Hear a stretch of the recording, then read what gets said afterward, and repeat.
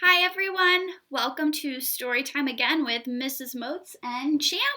He loves when I read to him. So today we're reading part 2 of chapter 6 in The Great Gatsby. Just as a really quick review of what happened yesterday, we learned some truths about Gatsby, like his real name is James Gatz. His parents growing up in North Dakota were farm people and were not very successful. He did some odd jobs to make money, basically just to make enough money to survive. Up until he met Dan Cody. He sailed around with him on his yacht for a while, working for him. Dan Cody passed away, and then, Gatsby was supposed to inherit money from him, but instead it went to Ella Kay, Dan Cody's mistress. Then we're back in the present, the story that Nick is telling. Nick hadn't seen Gatsby for a little while, so he stops by, he's hanging out, and then Tom stops by, which is very startling for them, and he's with Mr. Sloan and a woman who we don't know the name of. So they're chatting a little bit, it's kind of awkward, and then they decide that they're leaving to go to dinner. The woman invites Gatsby, he agrees to go, but right where we left off, they had left without him. So we're picking up on page, 104, the top of 104. Tom was evidently perturbed at Daisy's running around alone, for on the following Saturday night, he came with her to Gatsby's party. Perhaps his presence gave the evening its peculiar quality of oppressiveness. It stands out in my memory from Gatsby's other parties that summer. There were the same people, or at least the same sort of people, the same profusion of champagne, the same many-colored, many-keyed commotion. But I felt an unpleasantness in the air, a pervading harshness that hadn't been there before. Or perhaps I had merely grown used to it, grown to accept West Egg as a world complete in itself, with its own standards and its own great figures, second to nothing because it had no consciousness of being so, and now I was looking at it again, through Daisy's eyes. It is invariably saddening to look through new eyes at things upon which you have expended your own powers of adjustment. They arrived at twilight, and, as we strolled out among the sparkling hundreds, Daisy's voice was playing a murmurous tricks in her throat. "These things excite me so," she whispered. "If you want to kiss me at any time during the evening, Nick, just let me know, and I'll be glad to arrange it for you. Just mention my name, or present a green card. I'm giving out green—" "Look around," suggested Gatsby. "I'm looking around. I'm having a marvelous—" "You must see the faces of many people you've heard about." Tom's arrogant eyes roamed the crowd. "We don't go around very much," he said. "In fact, I was just thinking I don't know a soul here." "Perhaps you know that lady." Gatsby indicated a gorgeous, scarcely human orchid of a woman who sat in state under a white plum tree.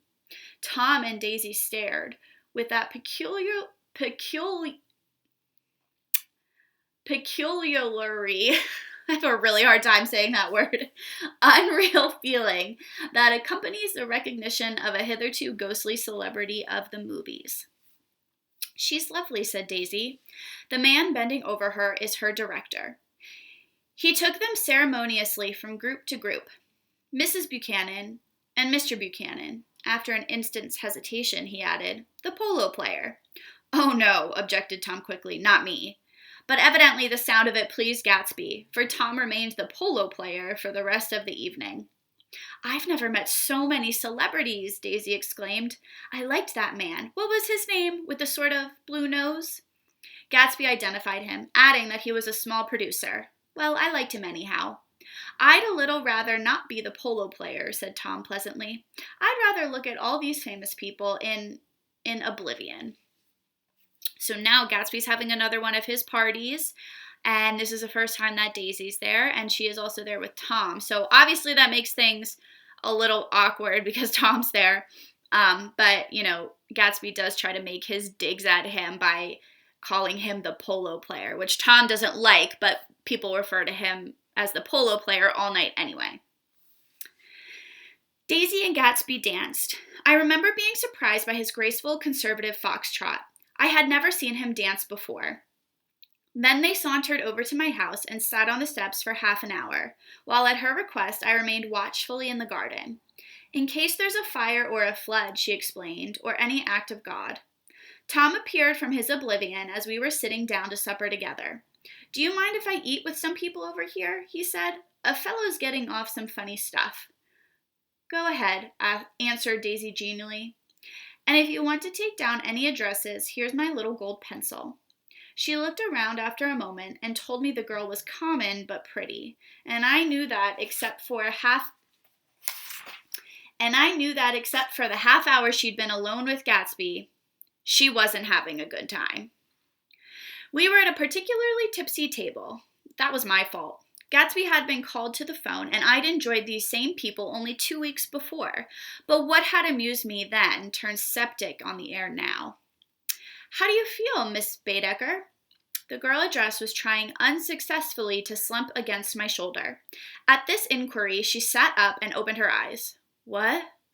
A massive and lethargic woman, who had been urging Daisy to play golf with her at the local club tomorrow, spoke in Miss Baedeker's defense. "Oh, she's all right now. When she's had 5 or 6 cocktails, she always starts screaming like that. I tell her she ought to leave it alone." "I do leave it alone," affirmed the accused hollowly. "We heard you yelling, so I said to Doc Civet here, 'There's somebody that needs your help, Doc.'" "She's much obliged, I'm sure," said another friend, without gratitude. "But you got her dress all wet when you stuck her head in the pool." "Anything I hate is to get my head stuck in a pool," mumbled Miss Baedeker. "They almost drowned me once over in New Jersey."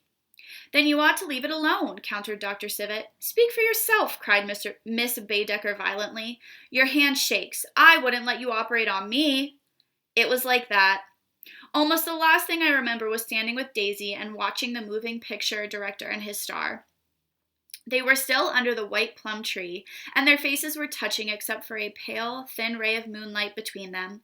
It occurred to me that he had been very slowly bending toward her all evening to attain the proximity, and even while I watched, I saw him stoop one ultimate degree and kiss at her cheek. "I like her," said Daisy. "I think she's lovely." But the rest offended her, and inarguably, because it wasn't a gesture but an emotion.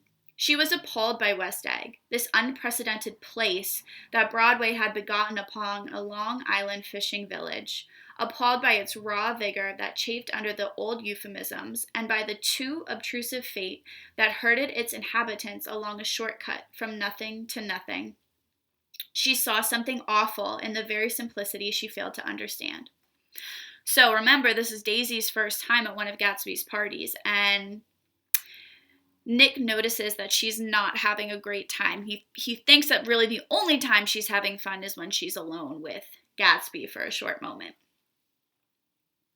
I sat on the front steps with them while they waited for their car. It was dark here in front. Only the bright door sent 10 square feet of light volleying out into the soft black morning. Sometimes a shadow moved against a dressing room blind above, gave way to another shadow, an indefinite procession of shadows that rouged and powdered in an invisible glass. "Who is this Gatsby anyhow?" demanded Tom suddenly. "Some big bootlegger?" "Where'd you hear that?" I inquired. "I didn't hear it. I imagined it. A lot of these newly rich people are just big bootleggers, you know." "Not Gatsby," I said shortly. He was silent for a moment. The pebbles of the drive crunched under his feet. Well, he certainly must have strained himself to get this menagerie together. A breeze stirred the gray haze of Daisy's fur collar.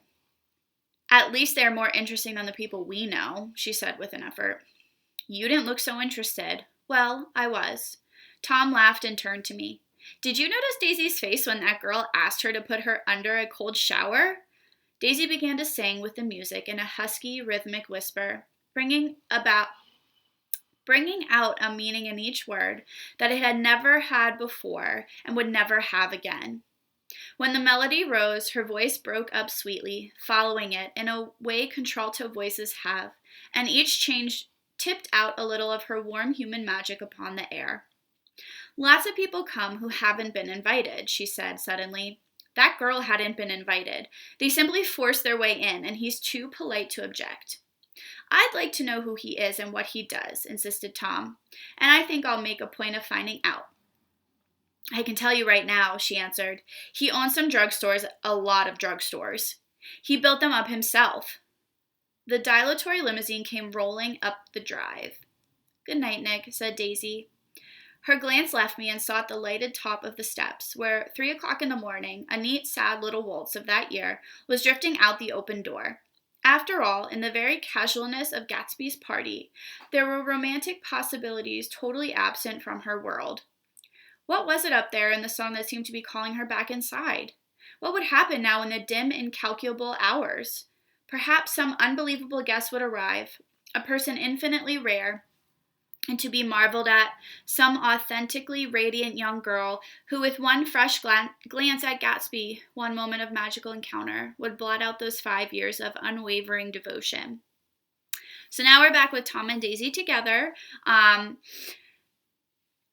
Tom notices that Daisy is not having a good time, but instead of her just admitting that, she tells him that she is interested in the people who are here, and then talks about how people they're not invited, they just come, they force their way in, and then they act silly when they're there.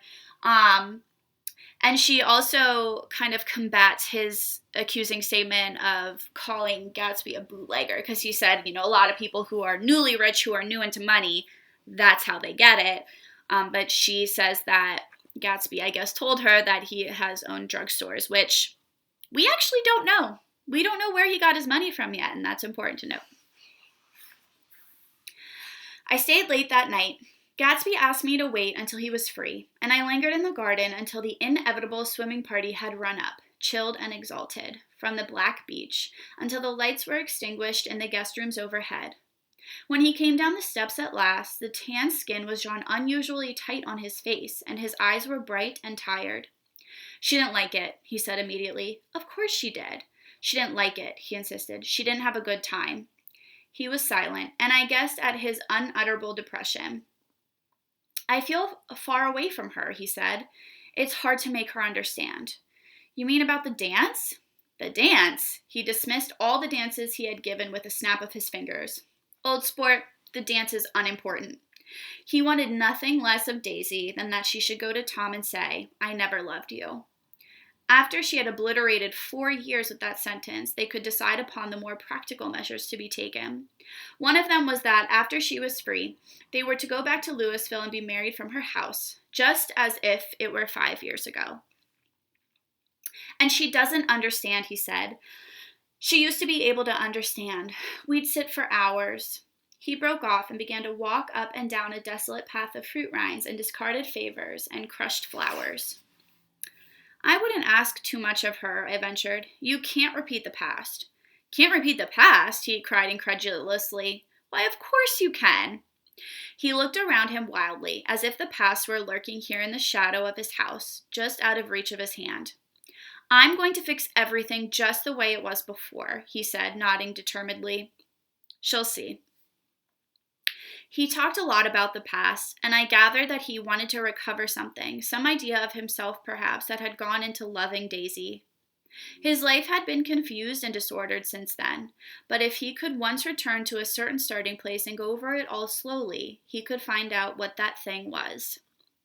One autumn night 5 years before, they had been walking down the street when the leaves were falling, and they came to a place where there were no trees, and the sidewalk was white with moonlight. They stopped here and turned toward each other. Now it was a cool night with that mysterious excitement in it which comes at the 2 changes of the year. The quiet lights in the houses were humming out into the darkness, and there was a stir and bustle among the stars. Out of the corner of his eye, Gatsby saw that the blocks of the sidewalk really formed a ladder and mounted to a secret place above the trees.